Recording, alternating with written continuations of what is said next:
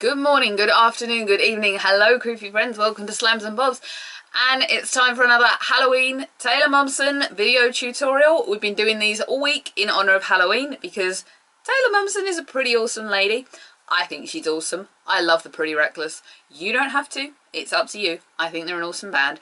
We were going to do a whole load of rock stars as Halloween makeup, and then I just sat there and thought, you know what? Taylor's had so many amazing looks. We should just do her. I think next year I've kind of already got in mind that I might manipulate my image to suit that of pop stars and make them dead. I think I should do that next year because I don't like a lot of pop stars. I can't stand Ariana Grande, for example. She just aggravates the hell out of me. I'm very, very frightened of Taylor Swift. I find her horrifically terrifying. And I know a few of you will laugh at me for that. If you like these people, you are welcome to like them. I prefer rock, metal music. I'm not a little pop princess. Many years ago I was. Until I was about 17, I was very, very much pop princess down to the ground. But then I just changed. Now you wouldn't catch me dead listening to some of the stuff that's in there. You know what? When we turn on the music channels, I feel so disillusioned with current pop music, and to me, a lot of it sounds the same. It's really funny.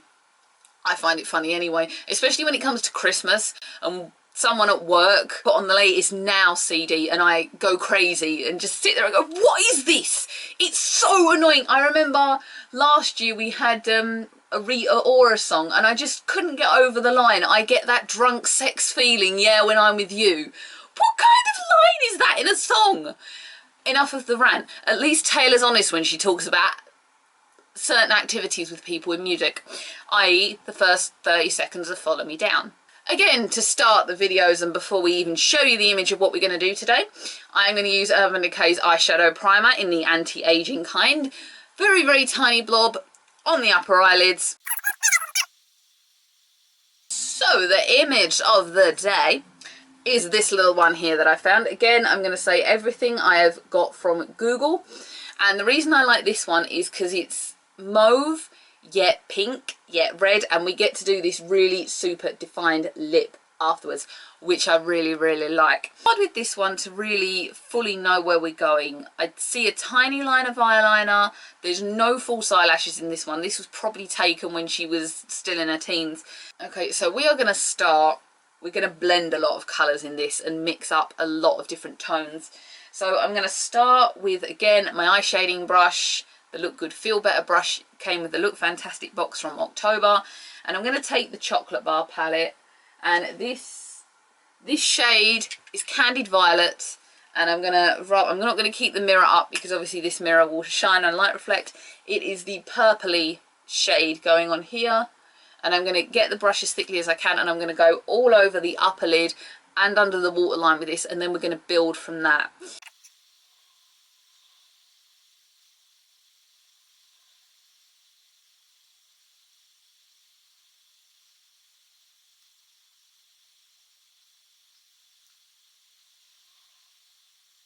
That is with all of Candied Violet applied. As I said, remember, we are going to build from this. It's not going to be the finished shadow because there's red involved. So as a red shade, to save having to mix palettes, we are going to use the shade, Cherry Cordial, which is also in this palette. And it's this bottom shade here. This is a red come brown tone. And I think it's really going to mix well with the purple. I've got some purple going on under here. I think they're going to work quite well together. A lot of Taylor's, beyond when she would do the black eyes, which we're going to do at the very end of the week, she would play up on like a lot of kind of messed up makeup looks. There's one I particularly like that I was going to do, but I'm actually going to save that for Christmas because it's so nice that I don't kind of want to go near it.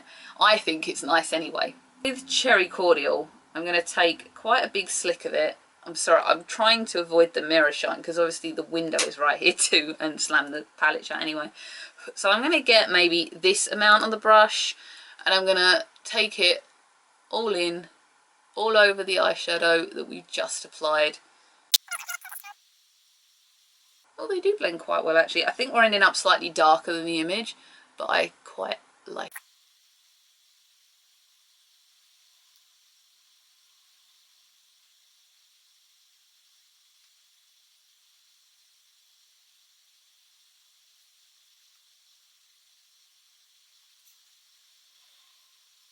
Okay, this one's definitely coming out slightly more purpley than I anticipated. But please remember, I'm going to reiterate to you guys, I am not a makeup artist. I'm just having fun with you guys and doing whatever I can do with whatever I have. I don't have everything readily available. I wonder if I could slightly lighten this up, and I think actually if I use the Aurora shade from the Christmas Cargo palette, that may just help. So I'm going to dab, actually this is a cool colour, I'm going to dab that and just pat it all along the eyes. Which, does anyone know if Cargo are doing a Christmas palette this year? If so, I'm going to buy it because I love this one.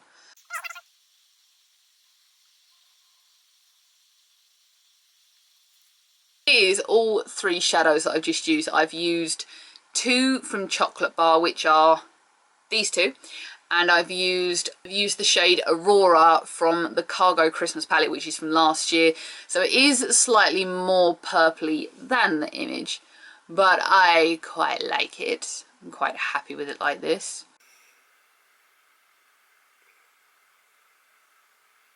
So above, in the kind of like the brow bone, I feel like there's a slightly, you can just see it, and also still under the eye there's something I haven't done yet. There's a slightly more matte shade going under there, a slightly darker tone, just kind of bringing the eye right out. So again, that's kind of play on whatever you'd like. So since we used the Chocolate Bar, I'm going to go ahead and use that. This shade in the corner, this is Frosted right here, very bottom corner, mirror's reflecting this shade. We're going to use this, I'm going to work this into this brow bone here, and also just right under the lines that we've already done.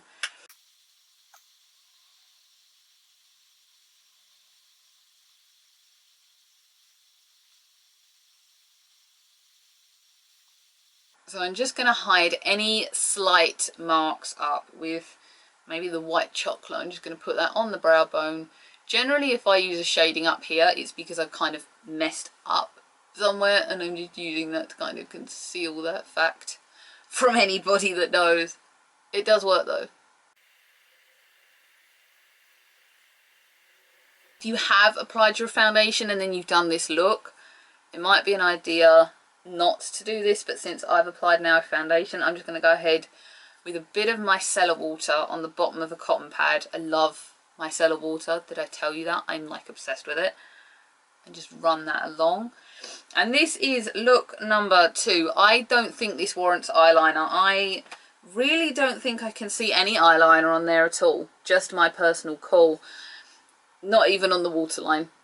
So I think that this is just it, and then just add as much mascara as you want. So with lip colour, I have one distinct colour that comes to mind when doing this look. I could use Shame from UD, as you know. I think I'm not going to use Shame. I am going to use this one, which is still sealed in its packet.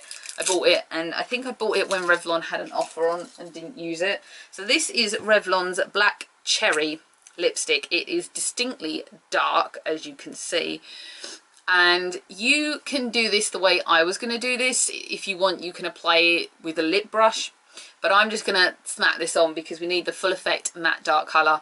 These are not expensive. These are a single digit amount. They're not a double figured amount, not like UD where it's sort of $15.50. This is probably $5, maybe $6.50 at best, and their shades last and last. I know Glossybox or Birchbox are doing next month a full-size Revlon lipstick in their box, and I got the choice of Black Cherry, but I actually chose a pinkier shade. I thought, I've got a Black Cherry, I really don't need another.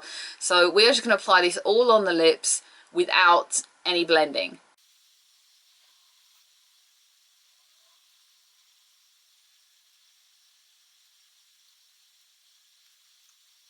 Very last thing I'm actually going to do is take my lip brush that I have here, and I'm just going to put this right on the middle, because Taylor actually has a freckle right on her upper lip, and technically speaking it's on that side, but I'm going to do it on this side, and my camera battery is dying. You can't die when I need you, and I'm just going to exaggerate that right there like that.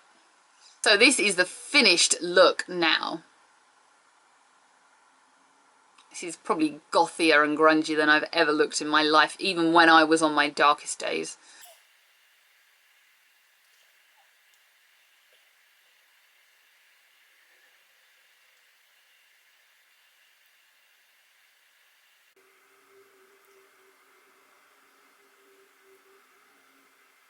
was another of our Taylor-inspired makeup looks. I should probably go and open the door to the postman like this just to freak him the hell out. Wouldn't that be fun? I think that would be fun. But I mean like that. Do check back for another Taylor-inspired makeup look. Subscribe, follow. I have Instagram and Twitter down here as well. And I will see you back this week of glorious Halloweenness for another video. And I can't wait to do it. I'm already excited. I will see everyone again. Bye.